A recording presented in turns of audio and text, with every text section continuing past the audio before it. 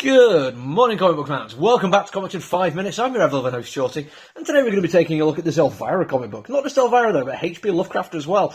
And I have to start with a confession, and I hope you don't judge me too harshly for this one, but I've not really engaged with Elvira that much as a character or a personality, or as just part of the medium of horror, and I love horror. It is one of my favourite genres. I even like campy horror every once in a while, but I don't particularly need my campy horror to be presented to me attached to attractive women with large boobs.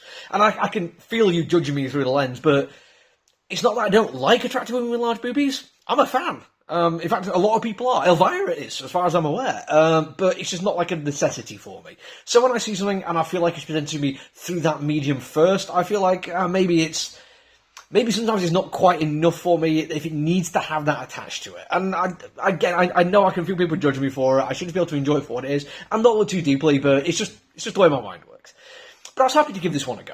Because we do get a lot of people asking for Elvira, and we get a lot of people asking for Lovecraft. And Lovecraft is a character which I have, as a person, should I say, I've definitely engaged with. And I quite enjoy the debate on separating art from artist, simply because I do admire the work of H.P. Lovecraft. I like the words he's created, the worlds he's created, the stories he's told, the impact he's had on the horror genre over a variety of mediums for a very long time now. I even quite like his prose style, which isn't everyone's cup of tea, but can't stand the guy. He's a horrible piece of shit. And yes, I'm swearing on a YouTube video, I do apologise, but it's very hard to describe my feelings for H.P. Lovecraft without swearing.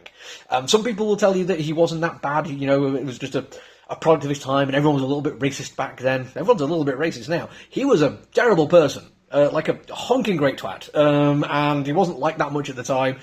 And sometimes when people put his stuff into their contemporary stories, there tends to be one of two things that happen. Number one, they gloss over how terrible he was, and I don't like that. If you're going to put him in a story, at least engage with who he actually was. And number two, if you're doing Lovecraftian mythos and Lovecraft turns up, it's always that story thing of, oh no, it was actually all real, Lovecraft knew what was going on, the stories were what he actually experienced.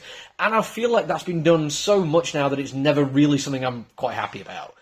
This comic book has one in the win column and one in the loss for that, because yes, it is Lovecraft turning up and his monsters were real and he was writing about it, and yes, I've seen that a million times before, but on the other side of that, by page 2, Elvira calls him out for being a racist piece of shit. Yay! I like this. It carries on throughout as well, and not subtly. There is numerous occasions where he is being terrible, and she calls him out from it, and every time she does, it's beautiful. It is a wonderful moment. Thank you, comic book writing gods, specifically, well, I can remember his name, Avalone, who does a really, really good job with the character.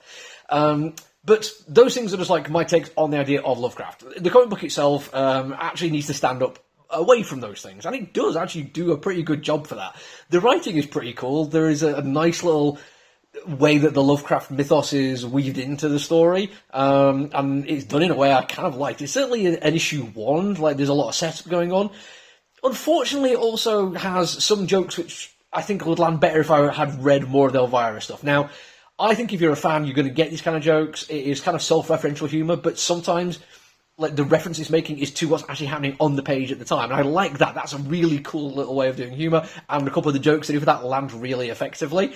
But sometimes I feel like I'm missing out because I've not read all the other Elvira things, and most of them written by the same guy as far as I'm aware.